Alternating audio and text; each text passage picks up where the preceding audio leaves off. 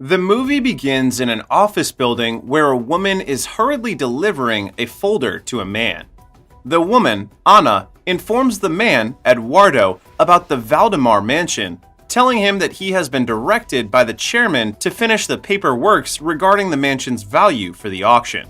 Because a co-worker of theirs was already assigned to check the Valdemar house, but somehow disappeared, Eduardo concludes that he must have stolen some valuable items inside the antique house and ran away. Due to the necessity of the situation, they have no choice but to call another colleague, Luisa, who is currently taking a break from work.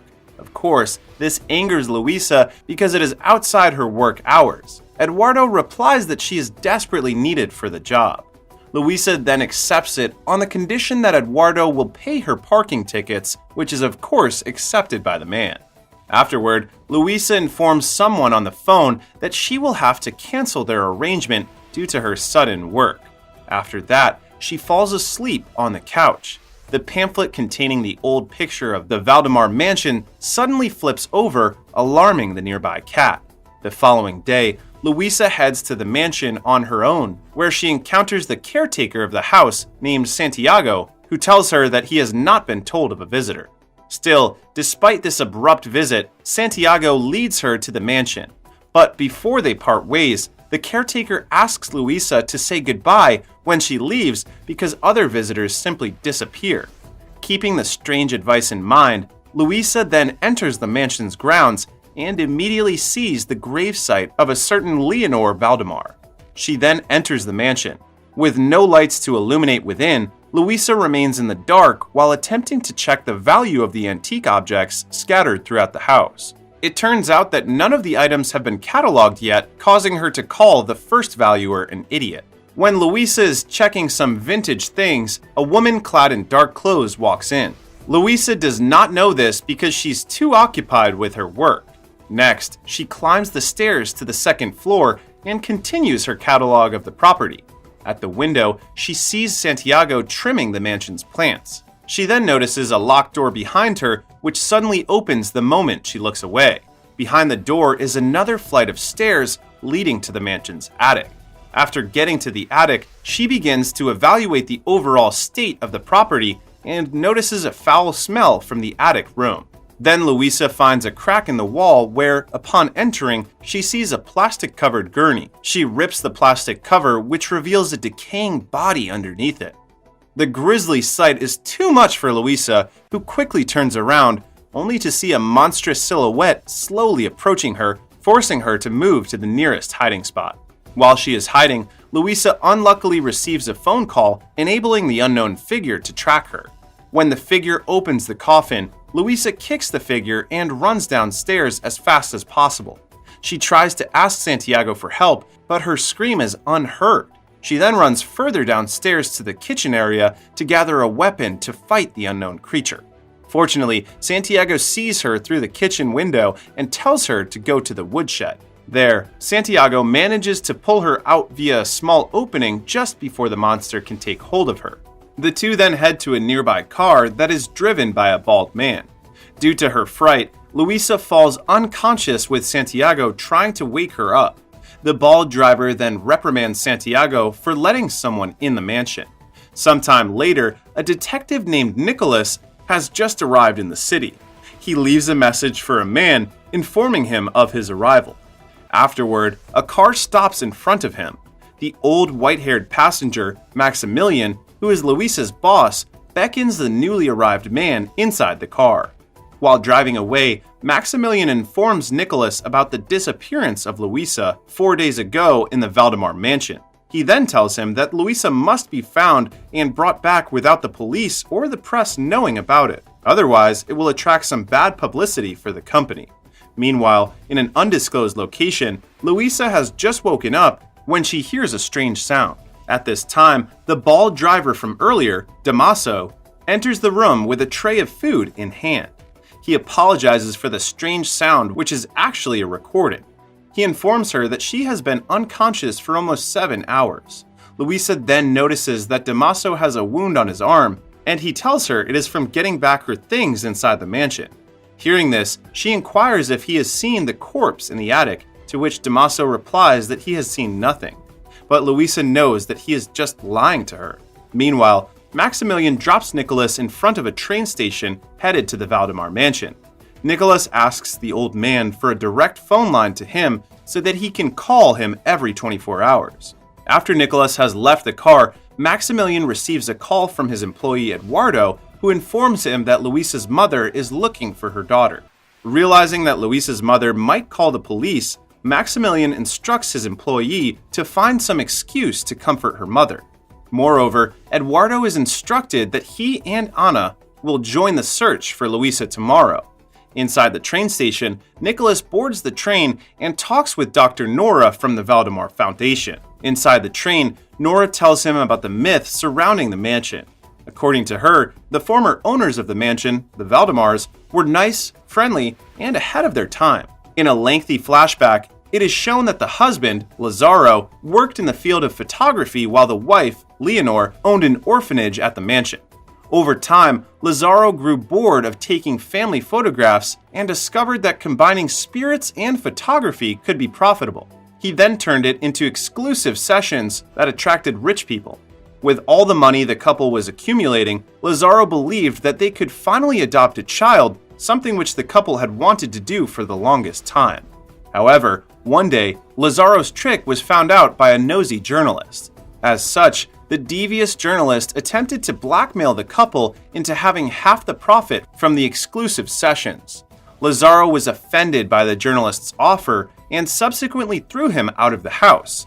Because of this, Lazaro was arrested 2 days later due to being accused of fraud. As a result, Leonor was left alone to run the orphanage herself. She was convinced by a friend to believe in Lazaro's return, telling her that the townspeople were still on their side. The butler soon came back from the prison and informed Leonor that her husband would be imprisoned after the trial. Also, he had failed to give Lazaro the medicine he needed. Hearing this, Leonor was angry and wanted to confront the superintendent. She boldly went to a gentleman's club where the superintendent ate every lunch. Though she was the only woman there, she bravely questioned the superintendent about the medicine. He explained that this was only a precautionary measure. The superintendent advised her to write to the College of Doctors about her husband's health, which would take weeks to be processed. Still keeping her composure, Leonor decided to leave, but she snapped when she saw the headline of the newspaper, which was discrediting the orphanage. As such, she went into a tirade about the bias of the media and even slapped the journalist that tried to blackmail her husband, leading to her being escorted out of the room. However, a bald man overheard this tirade from the next room and was immediately interested in Lazaro. After learning the location of the prison, the bald man quickly went there to find Lazaro. At first, he was not allowed inside, but the bald man claimed himself as Lazaro's lawyer, granting him entry but for 2 minutes only. Inside the cell, the bald man introduced himself as Aleister Crowley, a great admirer of Lazaro's work. He then offered Lazaro all his help to get him out of prison. Lazaro replied that this is impossible due to the blackmailing journalist, but the bald man still wanted to help him. It took 2 weeks for Aleister to formulate a plan to save Lazaro. The plan involved 3 parts. First, a woman would first seduce the journalist and gain access to his room. Second, she would lock herself inside his room and pretend to be tied. And third, she would blurt out that the journalist was forcing her. Because of this, the journalist was branded as a criminal and promptly arrested. Since there was no one to testify against him, Lazaro finally achieved freedom after 2 long months. The townspeople cheered for him, and Lazaro profusely thanked Aleister.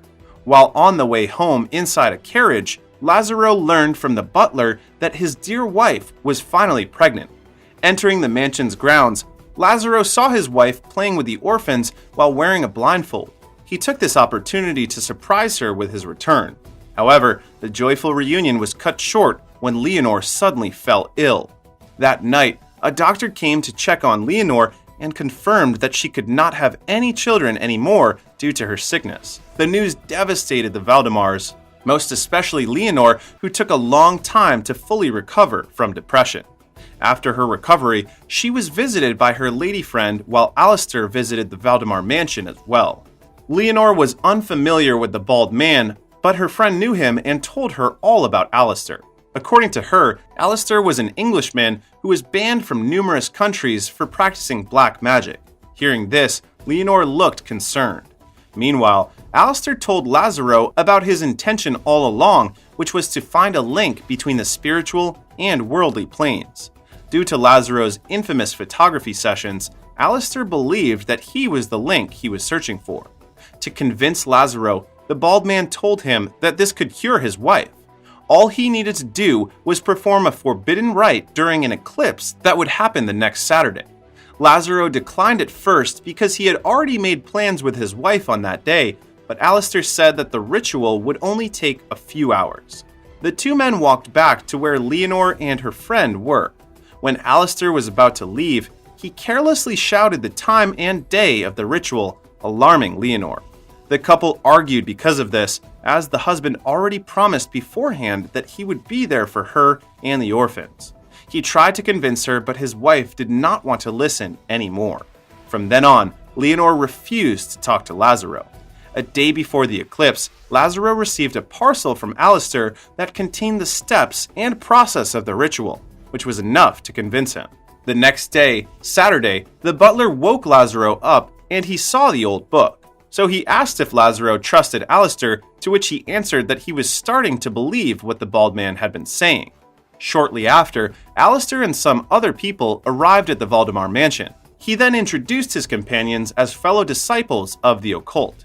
That night, while Leonor and the orphans had just arrived at the train station to meet the kids' new parents, the ritual led by Alistair began in the mansion during the eclipse.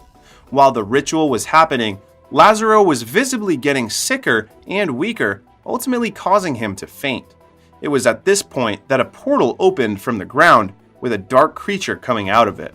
The dark creature then possessed one of Alistair's companions, whose face contorted first before finally burning, with the fire immediately spreading through the house. After turning the man into ashes, the dark creature sought for another body to possess. However, for some unknown reason, it instead went out and headed directly to the cemetery. Seeing this as an opportunity to escape, Alistair and his companions left the place, leaving the unconscious Lazaro behind. Before leaving, Alistair informed the butler that Lazaro needed help. The butler, alongside a maid and another man, moved Lazaro's body to a nearby chair when they noticed that he was bleeding profusely. He then sent an urgent message to Leonor via Morse code. On the way running, Alistair was asked about the dark creature. He answered that it was a devourer who would do anything to cross the portal. He then explained that even though the evil spirit needed a living body to possess, it could also possess and fix a dead body as long as there are worms inside them. Eventually, the evil spirit managed to raise a dead person from the grave. The newly raised undead then walked toward the Valdemar mansion. Suddenly, Leonor swiftly passed by Alistair's carriage while riding a horse. She then saw that the house's top floor was getting devoured by a great fire. She immediately rushed to her husband's aid. When she noticed that her husband's liver was inflamed, she asked the butler to urgently give her his medicine. When Leonor injected the medicine into Lazaro's arm, she and the butler heard some screams coming from outside. For this reason, the butler left the couple to check. Downstairs, he saw the undead was feasting upon a person's flesh. The butler tried to run back upstairs, but due to his old age, the undead easily caught up with him and slapped him, causing him to fall down the stairs. Upstairs, Lazaro had just returned to consciousness, immediately apologizing to his lovely wife for what had happened. Leonor then tried to move him, but he was still in great pain. Suddenly, they saw the silhouette of the undead slowly approaching them. Leonor began to shake uncontrollably because the evil creature was talking to her inside her head. After shaking a few more times, Leonor suddenly changed her demeanor. Now, with pale white eyes, she began to speak cryptically. Lazaro tried to attack the undead, only to be choked by it. Seeing her husband was going to be killed, Leonor screamed at it. The undead then dropped the husband to the ground and stared at her. As a response from the earlier scream, the undead screamed at Leonor as well. After that, the undead left. When Leonor returned to her senses, she immediately went to her husband's aid. Lazaro asked about what happened to the undead, and his wife answered that she managed to communicate with it. It was at this point that Lazaro realized that his wife is actually the link all along. Leonore then told her husband that the undead would never harm him again because she made a deal with the undead not to hurt her husband in exchange for her soul. As a result, the heartbroken Lazaro was left in the house along with the butler who had actually survived his earlier fall. Afterward, Lazaro carried Leonore's soulless and lifeless body outside the mansion. According to legend, he tried endlessly to retrieve his wife's soul, but to no avail. Thus, what started out as a beautiful romance had ended in a tragic nightmare. Returning to the present, Nora notices that Nicholas is somehow deeply moved by the story. She then reminds him to focus on the present task, which is to find Luisa. Meanwhile, back in Damaso's place, Luisa wakes up to find that the bloody gurney from the attic is now in her room, causing her to scream helplessly. Downstairs, Damaso hears the screams and points a gun toward the ceiling. He then makes a smile as if he's mocking her. The movie ends in a cliffhanger, simply showing a final shot of the house with Leonore standing in one of the rooms. Watching the movie, I can't help but be invested in the relationship of the Valdemars because it is pure but also tragic. Aside from this, the movie also made me wonder about Luisa's fate in the spiritual realm. But the movie does not answer this question. As it turns out, the reason why it ends abruptly is due to the director's intention of creating a sequel, which is very evident in the way the movie has dropped so many mysteries that's left unanswered. The second movie will show Nicholas, Eduardo, and Anna's rescue of Luisa, as well as a much-needed expansion of the movie's lore regarding forbidden knowledge and monsters.